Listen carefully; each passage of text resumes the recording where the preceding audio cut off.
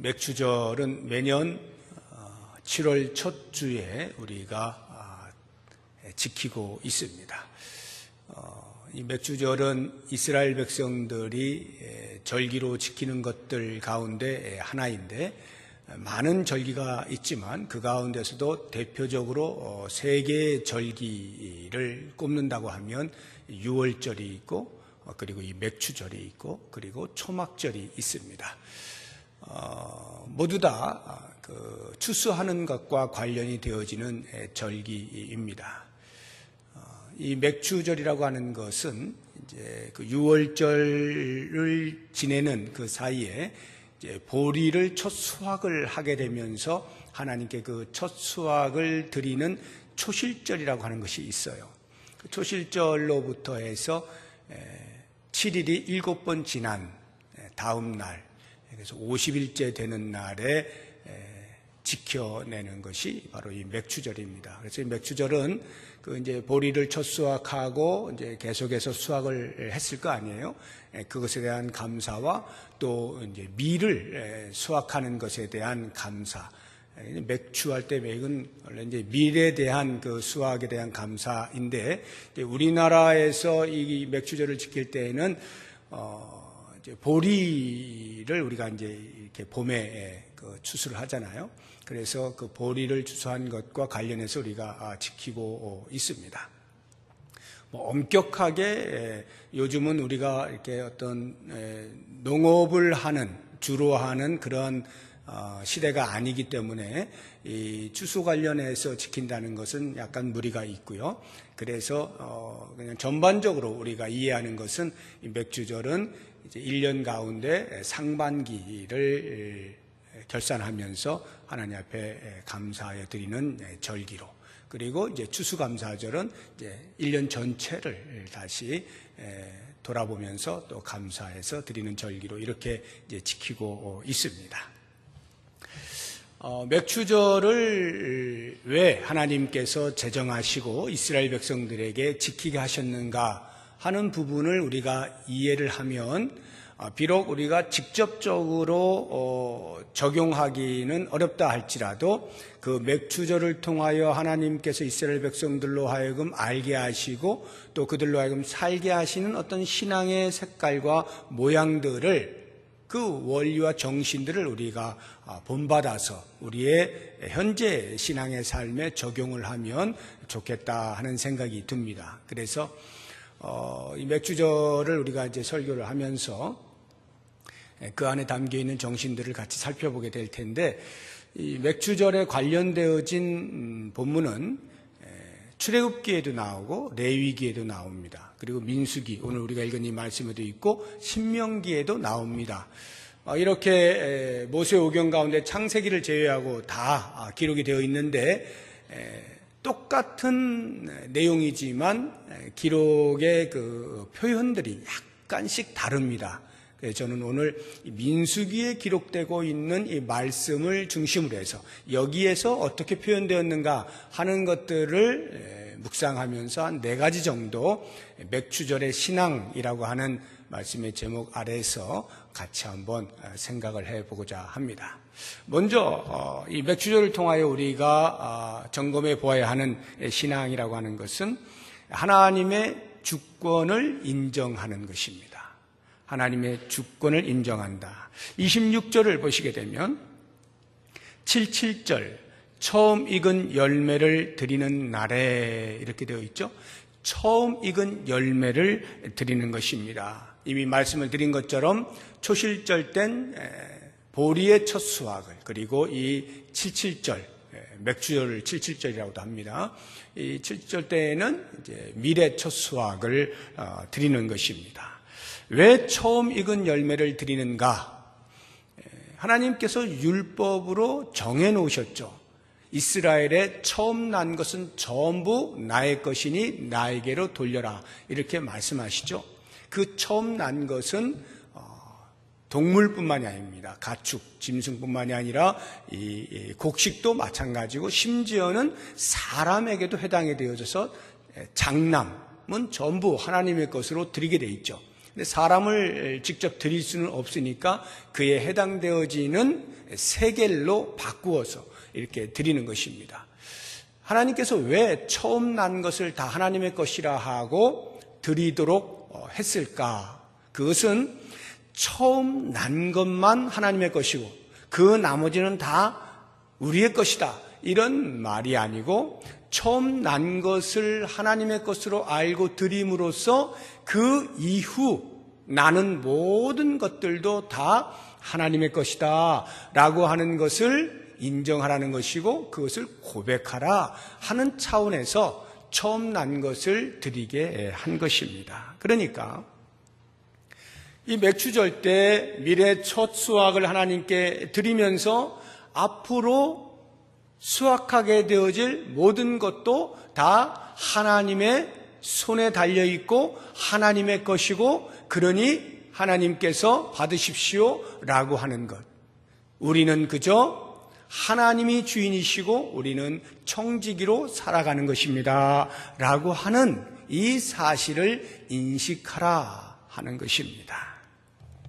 그래서 26절을 다시 보시게 되면, 처음 익은 열매를 드리는 날에 너희가 여호와께 새 소제를 드릴 때, 이렇게 돼 있죠. 새 소제라고 하는 것도, 이 소제가 이제 곡식으로 드리는 제사를 말하는 것인데, 새 소제라고 하는 것은 창고에 이미 쌓아둔, 오래전에 쌓아둔 것 가운데 일부를 꺼내 가지고 와서 드리는 것이 아니라 이제 막 수확한 것, 그것을 드리는 것을 새 소제라고 하는 것입니다. 이러한 모든 것이 다 앞으로에 일어나는 수확도 다 하나님의 손에 달려 있습니다. 하나님의 은혜로만 말미암습니다 라고 하는 고백을 하게 하는 것입니다. 이스라엘 백성들의 농사는 철저히 하늘에서 비가 내릴 때 가능합니다. 그래서 그것을 가리켜서 천수라고 말을 해요. 하늘에서 내리는 물, 천수라고 표현을 하는데, 우리나라도 마찬가지죠. 얼마나 많이 가물었습니까? 근데 지금 이제 마침 장마가 져서 비가 오고 있어서 참 감사한데, 뉴스를 보시면은 이 가문 것 때문에 수없이 많은 곳에서 기우제를 드리지 않았습니까? 아마 기우제를 드렸던 분들은 그 기우제 때문에 지금 비가 오고 있다라고 이야기를 할런지도 모르겠습니다만은, 비가 오지 않으면 농사가 안 되는 거예요. 다 가물어서 땅이 갈라지는 거죠. 메말라 버리는 거죠. 그만큼 이 비가 중요한 것입니다. 이것은 비단 우리나라뿐만이 아니라 또 이스라엘뿐만이 아니라 전 세계적으로 마찬가지죠. 농사를 짓는 일에 있어서 비라고 하는 것은 매우 중요합니다. 우리가 유교를 아시죠? 우리나라의 어떤 국민적 정서의 근간이 되고 있는 유교. 그 유를 보시게 되면 한문이 사람 인변에 비우자를 씁니다. 그리고 그 밑에 상서로울 이자를 씁니다. 이을이 이렇게도 하는데요. 말 이을 이라고 표현하는데, 그 한문을 보시게 되면 사람이 있고 비가 있고 그 비 밑에 다시 상서로울 이자가 이렇게 해서 사람의 이 수염처럼 이렇게 생겨 있어요. 그 모양이 사람의 수염처럼. 그러니까 사람과 사람 사이에 비가 있는 것입니다. 이 말의 의미는 비를 관장하는 사람이라는 뜻이에요. 우리는 이 유교라고 할 때 유자가 선비유라고 우리가 보통 말을 합니다. 선비유. 그래서 유교하면 예의를 갖추는 그러한 종교, 이렇게 이제 이해를 하고 있습니다만, 사실은 유교가 그렇게 출발한 것이 아니죠. 이제 공자가 발견했다 해서 유교인데요. 콘퓨셔니즘이라고 하는 그런 콘퓨셔스라고 하는 이 공자의 영어에 따서 그것에 이즘을 붙인 거예요. 그런데 이 공자가 이 유교를 처음 만든 것이 아니라 공자의 시대보다 훨씬 고대에 BC 한 1300여 년경에 은나라를 정벌한 주나라가 있었습니다. 주나라가 은나라를 정벌했는데 다 없앴는데 그 가운데 오직 살려둔 사람은 은나라에서 재래를 관장하던 사람들만 살려두고 자기 나라로 데리고 옵니다. 왜냐하면 이 주나라가 농업을 중심으로 하는 국가였는데 아무래도 비가 와야 되잖아요. 그러자고 하니까 좀 비가 오도록 빌어주는 제례를 관장하는 사람이 있어야 하는데 주나라에는 그게 없었단 말이죠. 그런데 은나라에서 있었던 그 제례 관장하는 사람들을 데려다가 그 일을 시킨 겁니다. 그러면서 그 사람들을 가리켜서 유라고 불렀어요. 유그룹이라고 하는 것이 바로 이 제례 전문가들을 말하는 거예요. 하늘에서 비가 와서 농사가 잘 되게 하도록 하는 그런 사람들. 그러한 그 주나라에서의 제례 전문가들이 있었음을 역사 사료를 통하여 공자가 발견하고 그것을 자기 시대의 정치적 그룹으로 이용을 한 것입니다. 그렇게 해서 유교가 탄생을 한 것인데 지금 제가 말씀을 드리려고 하는 것은 이 유라고 하는 것조차도 제례관장을 한다라고 할 때에 비가 중요하다 이 말이에요. 비가 내려야 먹고 살 수가 있다라고 하는 거예요. 이것은 전 세계적으로 어느 누구를 막론하고 어느 나라를 막론하고 해당이 되어지는 것입니다. 그런데 우리 성도들은 천지 만물을 지으신 분이 누구인지를 알잖아요. 비뿐만이 아니라 모든 우주 만물을 관장하시는 분, 그분이 여호와 하나님이신 것을 알지 않습니까? 그러니까 우리는 그 하나님의 주권을 전적으로 의지하는 거예요. 이스라엘 민족이 천수를 기다리면서 하나님의 도우심을 간절히 구했던 것처럼 우리들은 여호와 하나님께서 천지를 창조하셨고 온 우주 만물을 직접 운영하시고 관장하신다는 사실을 알고 있기 때문에 그 하나님께 모든 것을 맡기는 것입니다. 그런데 그 모든 것을 맡긴다라고 하는 말 속에는 단순히 우리의 먹고 사는 문제에 대해서만이 아니라 말 그대로 모든 일에 있어서 우리의 일어나는 일상사 모든 일에 있어서 하나님의 주권을 인정하는 것입니다. 하나님께서 내 인생의 주인이시다라고 하는 이 고백. 그래서 나는 오직 하나님만 섬긴다. 다른 그 어떤 것 한눈 팔지 아니하고 재물을 겸하여 섬기지 아니하고 다른 우상을 섬기지 아니하고 오직 여호와 하나님만 섬긴다라고 하는 하나님의 주권, 그리고 그 하나님의 말씀에 따라서 오직 순종하며 살겠다라고 하는 하나님의 다스리심 속에 들어와 있는 이 신앙, 이것이 이 맥주절 속에 담겨 있다라고 하는 것입니다. 그래서 우리는 맥주절을 지키면서 하나님의 주권을 다시 한번 인식하고 그 신앙으로 살겠습니다 고백할 수 있어야 하는 것입니다. 두 번째로 우리가 생각해 볼 신앙이라고 하는 것은 하나님을 기쁘시게 하는 신앙입니다. 27절을 보십시오. 수송아지 2마리와 순양 1마리와 1년 된 순양 7마리로 여호와께 향기로운 번제를 드릴 것이며, 번제를 드린다, 제사를 드릴 때 번제로 불에 태워서 드린다라고 할 때 향기로운, 여호와께 향기로운 번제를 드려라라고 하는 것입니다. 하나님께서 우리가 번제로 드릴 때 그 제사 속에서 하나님이 향기를 맡으실 수 있도록 해야 한다라고 하는 말입니다. 더 쉽게 이야기하면 하나님을 기쁘시게 하는 제사를 드려야 한다 하는 것이죠. 백화점 같은 데 들어가면 항상 1층에 화장품 코너가 있죠. 항상 1층에 화장품 코너가 있어요. 2층, 3층에 없어요. 왜냐하면 사람들이 1층 들어가자마자 냄새 맡고 기분 좋아가지고 쇼핑 많이 하라고. 이건 제가 생각하는 거예요. 아마도 맞을 거예요. 맞을 거예요, 아마도. 저는 개인적으로 그 향수를 별로 안 좋아합니다만, 냄새를 별로 안 좋아합니다만 대부분의 사람들은 다 좋아하잖아요. 그래서 냄새를 맡으면서 아 좋다 하면 기분이 좋아지니까 아무래도 지갑에서 많이 나오게 되죠. 하나님께서 향기로운 냄새를 맡으신다라고 하는 말은 하나님의 마음이 흐뭇해진다 이런 말이에요. 하나님을 기쁘시게 하는 그런 제사를 드리는 것이 맥주절에 올려드리는 번제였던 것입니다. 그러자고 하니까 첫 번째로는 제물에 흠이 없어야 되겠죠. 그래서 31절 보면 너희는 다 흠없는 것으로 이렇게 돼 있잖아요. 흠이 없어야 돼요. 제물이 아무거나 막 가지고 와서 그렇게 드리는 것이 아닙니다. 그리고 두 번째 더 중요한 것은 그 제물을 드리는 제사자가 흠이 없어야 되는 것이죠. 우리는 가인과 아벨의 이야기를 통해서 잘 알고 있지 않습니까? 하나님께서 가인과 그가 드린 제물은 받지 아니하시고 아벨과 그가 드린 제물은 받으신다라고 하는 이 사실을 보면서 제사자가 얼마나 중요하냐라고 하는 것을 알 수가 있습니다. 하나님을 기쁘시게 하는 제사.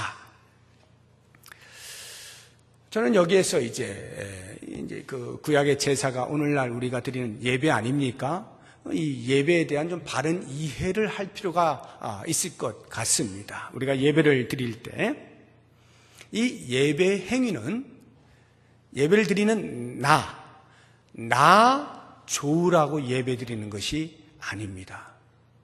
여기서 뭐 그 사실을 모르는 분이 안 계시겠죠. 하나님께 영광을 돌리는 예배를 드린다는 거 다 알고 계시죠.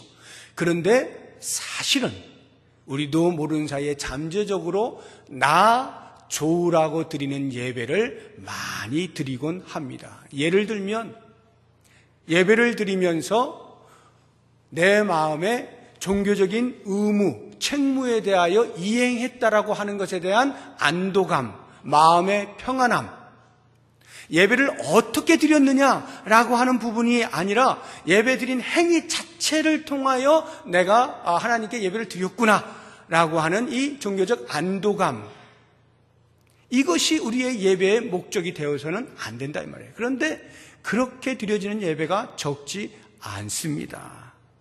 뿐만 아니라 거래적인 행위로서의 예배를 드리는 경우도 있어요. 하나님, 제가 이렇게 예배를 드립니다. 하나님, 저에게 해주셔야 되는 것 있죠? 제 삶에서 저를 보호해 주시고 지켜주시고 등등등등. 저는 하나님께 예배 드리고 하나님은 저에게 은혜를 주시고 서로 상부상조합시다. 제가 말을 아주 적나라하게 표현해서 그렇지 은근하게 우리의 마음속에 이러한 마음이 있을 수 있다 이 말이에요. 우리의 예배 행위를 통해서 그러한 마음이 있을 수 있어요. 그런데 예배는 그렇게 나 좋으라고 드리는 것이 아니라 전적으로 하나님이 기뻐하시는 일에 대한 기대감을 가지고 드려지는 겁니다. 하나님이 영광을 받으시는 예배해야 한다라고 하는 거예요. 제가 얼마 전에 우리 중충에서 예배 드리는 분들에 대한 이야기를 했잖아요. 광고를 드렸잖아요. 중충이 지금 여기 보이는 중충 말고 저 밖에, 문 밖에도 우리 애기 엄마들은 이제 애기들이 안에 들어오면 떠들고 울고 이러니까 다른 분들에게 방해가 되니까 저 밖에서 예배를 드리는데 그것을 위해서 모니터를 달아놨어요. 밖에다가. 거기서 좀 불편하시더라도 예배를 드릴 수 있도록 이렇게 이제 많은 분들이 이야기를 했고 해서 그렇게 했는데 실제로 예배를 드릴 때 보면 애기들이 떠드니까 그리고 애기들이 뭐 울고 이렇게 애들을 돌보다 보면 예배에 집중을 하지 못하는 것이 사실입니다. 그런데 그것이 그렇게 하루 이틀, 일주일, 이주일 이렇게 한 달, 두 달 이렇게 가다 보면 자기도 모르는 사이에 그게 그냥 습관이 되어져서 하나님 앞에 집중해야 되는 그 시간에 집중을 잘 하지 못하고 이제는 마음이 그냥 이렇게 놔지는 거예요. 늘 애들 돌보느라고 어차피 집중을 잘 못하다 보니까 마음이 풀어지는 거예요. 그러니까 일주일에 한 번 만난 친구 같이 앉아가지고 예배 시간에 애 돌본다라고 하는 것을 핑계 삼아서 이야기를 하고 있는 거예요. 이야기를 편안하게. 안 보이잖아요. 저 뒤에는 자기들만 있잖아요. 이러는 것들은 정말로 하나님 앞에서 예배를 망령되게 만드는 거예요. 조심해야 되는 겁니다. 나는 별 의미 없이 행한 것인데 사실은 전혀 예배드리고 있지 않은, 그냥 예배 자리에 앉아만 있는, 이것은 하나님이 기뻐 받으시는 예배가 아닌 거예요. 그래서 굉장히 조심하셔야 돼요. 애기 엄마들은 조심하셔야 돼요. 왜냐하면 그 애기 엄마들 가운데는 정말 하나님 앞에 간절하게 예배를 드리고 싶은데 아이 때문에 어쩔 수 없이 거기 가서 예배를 드리고 아이를 돌보면서 그 와중에 집중하려고 하는데 누군가가 그렇게 해버리면 그것에 대해서 마음에 상처를 입는 거예요. 집중하여 하나님께 영광을 돌려야 되는데 아무렇지 않게 그냥 잡담이나 하고 이러고 앉아있으면은 그 마음이 어떻게 되겠어요?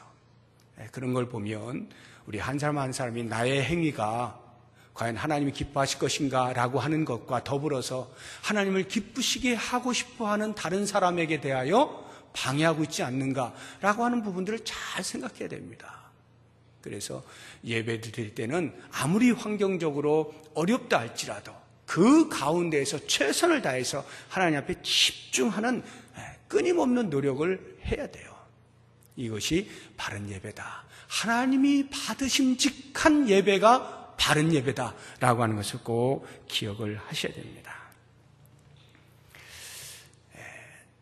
우리가 하나님을 기쁘시게 한다는 것은 이렇게 예배를 드릴 때에만 해당되는 것은 아니에요. 우리 일상에서도 역시 마찬가지로 하나님을 기쁘시게 해야 되겠죠.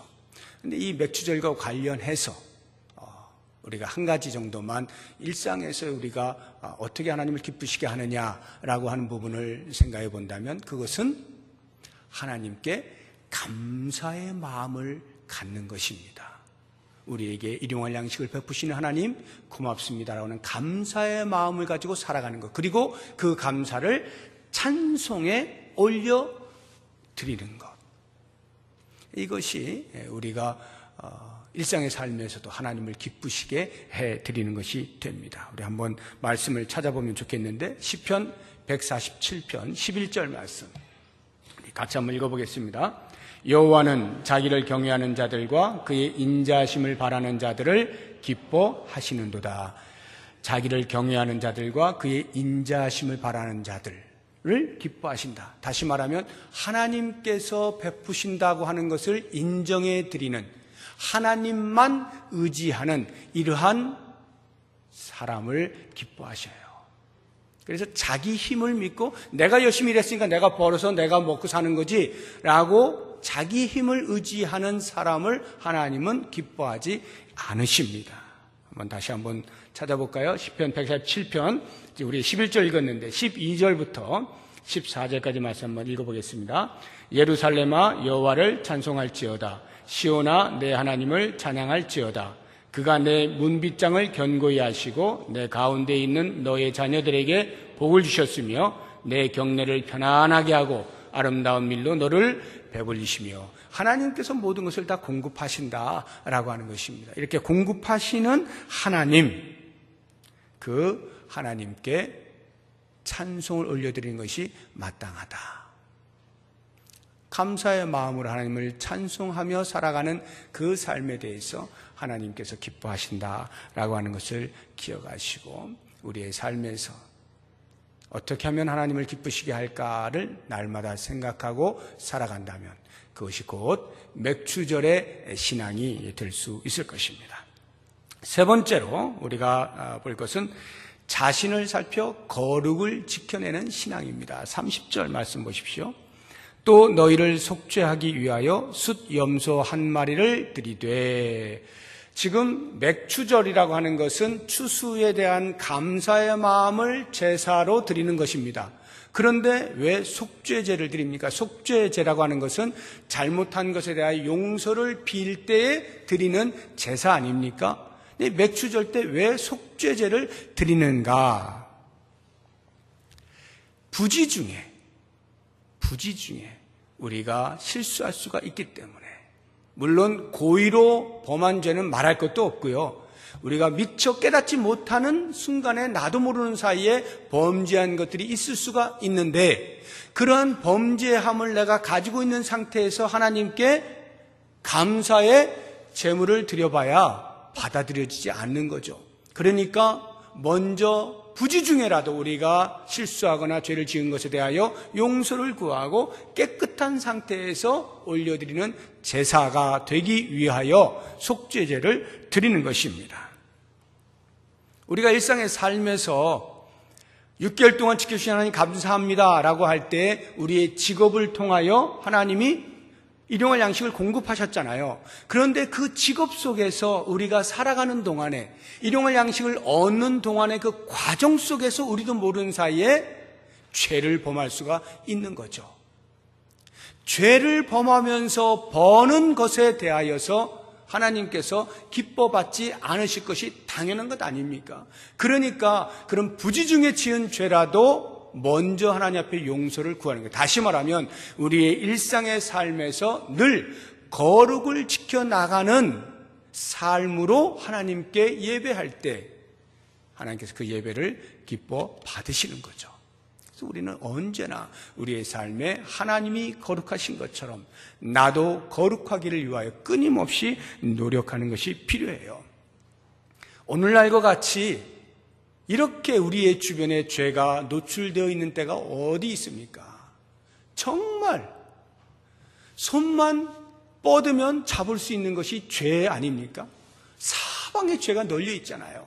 이렇게 노출되어 있는 시대를 살면서 우리가 우리 자신을 잘 지켜내지 아니하면 금방 죄에 물들 수밖에 없어요. 사탄이 우는 사자와 같이 두루 다니며 삼킬자를 찾고 있는 그러한 것뿐만이 아니라 이제는 우리가 잠시만 방심해도 언제든지 그 죄가 우리를 찾아 들어와 우리를 물들게 만들어버리는 이런 시대를 살아가고 있는 우리의 삶에서 하나님의 거룩을 따라서 내 거룩의 삶을 지켜내는 것 얼마나 중요한가. 맥주절을 지키면서 우리가 돌아보아야 할 신앙이라 하는 것입니다. 마지막 네 번째로 우리가 점검해 볼 신앙이라고 하는 것은 힘을 다하여 헌신하는 신앙입니다. 힘을 다하여 헌신하는 거예요. 31절 보십시오. 너희는 다 흠없는 것으로 상번제와 그 소제와 전제 외에 그것들을 드릴 것이니라. 이해를 잘 하셔야 되는데 지금 상번제와 그 소제와 전제 외에라고 되어 있죠. 이 말의 의미는 뭐냐 하면 이스라엘 백성들은 상번제를 드리게 되었어요. 상번제라는 건 상이란 말은 항상이란 뜻이에요. 아침 저녁으로 어린 양 한 마리씩을 번제로 드려야 됩니다. 거기에 소제와 전제를 함께 드리는 거예요. 이게 날마다 아침 저녁으로 해야 되는 거예요. 그런데 이런 맥주절이라든지 절기가 되면 절기 때 요청하고 있는 제물이 또 있잖아요. 상번제 때는 어린 양 한 마리씩이면 됐어요.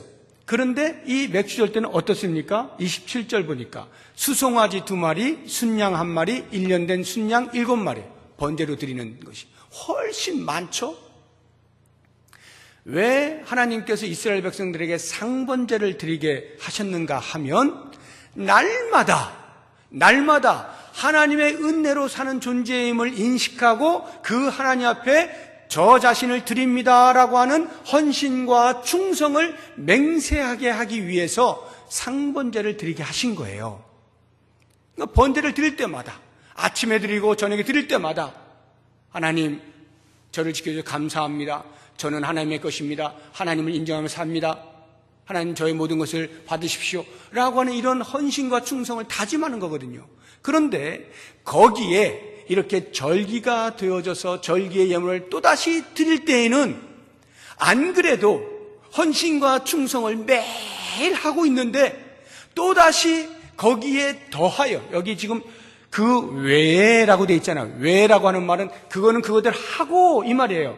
하고 더하여 절기에 제물을 드리라 이 뜻이거든요. 그러니까 우리가 지금 절기 헌금을 이렇게 드리잖아요. 절기 헌금을 드릴 때 절기 헌금 드리면 다른 헌금 안 하는 게 아니라 일상의 헌금을 드리면서 절기 헌금을 더하여 드리는 거거든요. 이 말의 의미는 우리가 안 그래도 헌신을 하고 있지만 이런 절기 때가 되면 그 위에 또 한 번 더 헌신을 다짐해라 이런 말이에요. 쉽게 이야기하면 온 마음을 다하여 헌신해라. 죽기까지 헌신해라. 이러한 정신이 맥주절 속에 담겨 있는 것입니다.